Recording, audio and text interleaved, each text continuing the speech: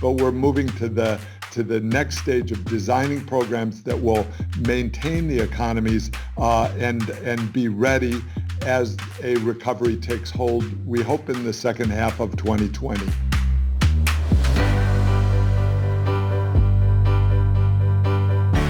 On Expert Answers today, we get the view from the top. David Malpass, the president of the World Bank Group, gives us his thoughts on the coronavirus response and lays out his vision for the road to recovery, including the risks and opportunities that developing countries face as they work to recover from the pandemic.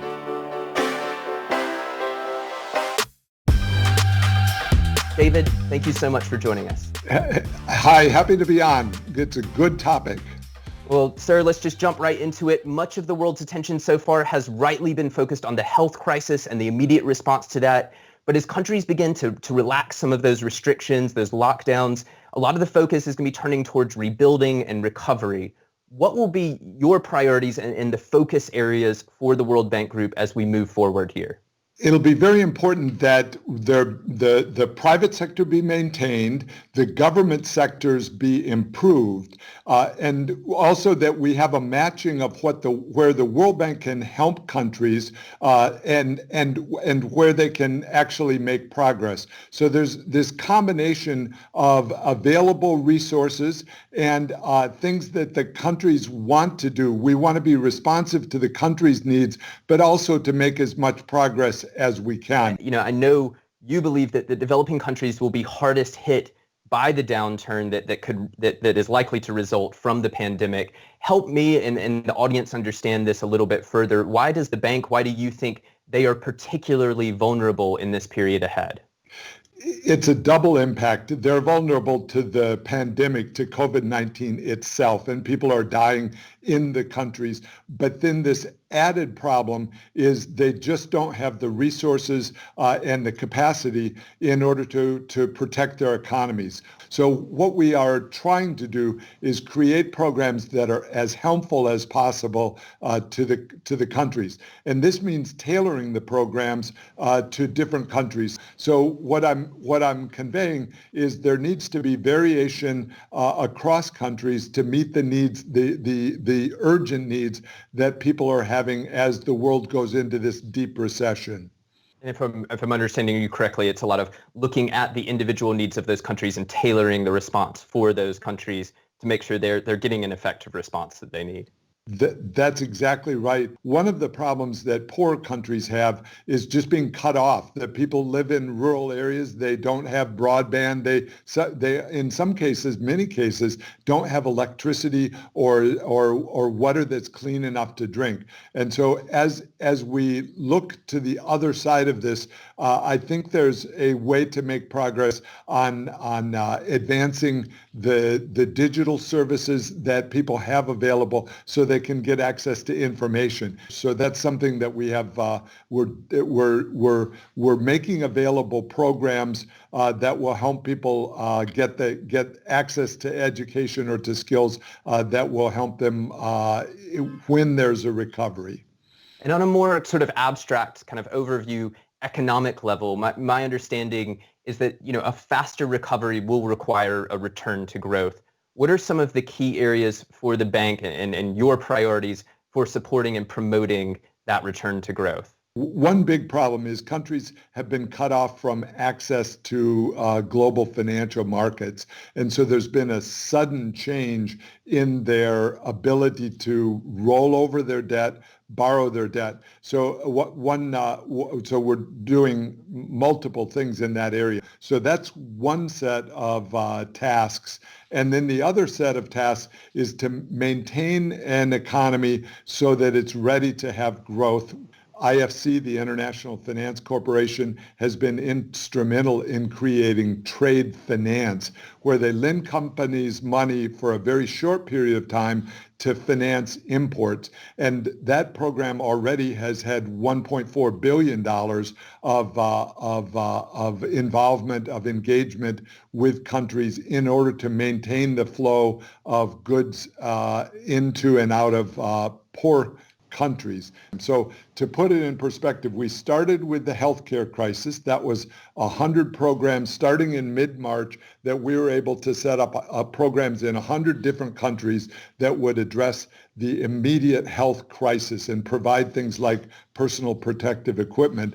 But now we're implementing that, and it's a big challenge. It involves a lot of people at the bank, but we're moving to the next stage of designing programs that will maintain the economies and be ready as a recovery takes hold, we hope in the second half of 2020. I know another big priority of yours is sustainable use of debt.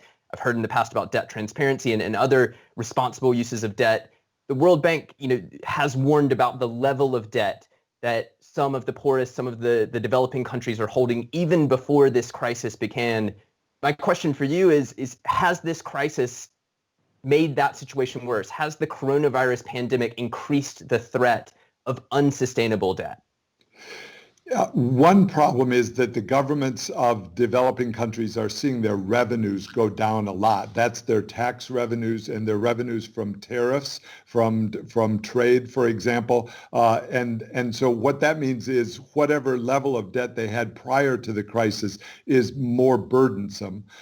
So we're addressing that by providing more resources, by the moratorium on payments that we talked about earlier. The G20 countries, the biggest countries, have been generous in saying that the poorest countries don't need to pay them back for their official debt.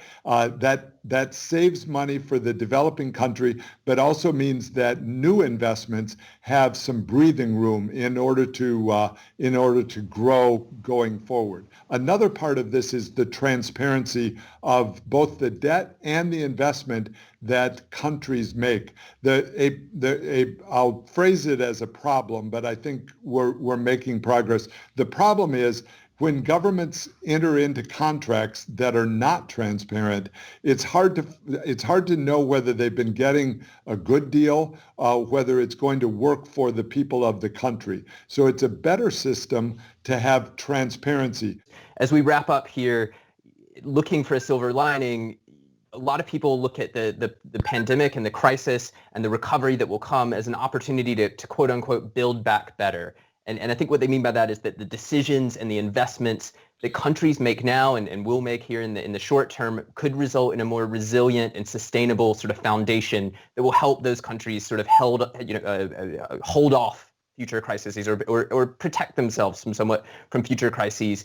Where do you and the bank see some opportunities to that end? This is my favorite topic. So I want to mention the opportunity, or as countries think about how to build back, having a lower carbon footprint is an opportunity. Oil prices are low now. It's a chance for people to change their systems and improve their systems so that they work better in the future. So I don't want to leave us on a down note, but I think we have to recognize the reality that with the world entering a severe recession, there's urgency in these tasks that I've talked about because the poverty levels are rising. It's the first time since 1998, that was the Asian crisis, the first time now, again, that the poverty levels are going up instead of down, and that has severe consequences. So that drives the World Bank forward, and I hope drives the developing countries forward to create a better, stronger environment. David, thank you so much for taking the time today. And thank you. Good to talk with you. A huge thanks to David Malpass for his time. If you want to see a longer version of this interview, head on over to live.worldbank.org. You can also listen to it. Just search for the World Bank's Development Podcast on Spotify, Apple Podcasts, or many other platforms. In the meantime, tell us what you thought. Email us at expertanswers@worldbank.org. Until next time, goodbye.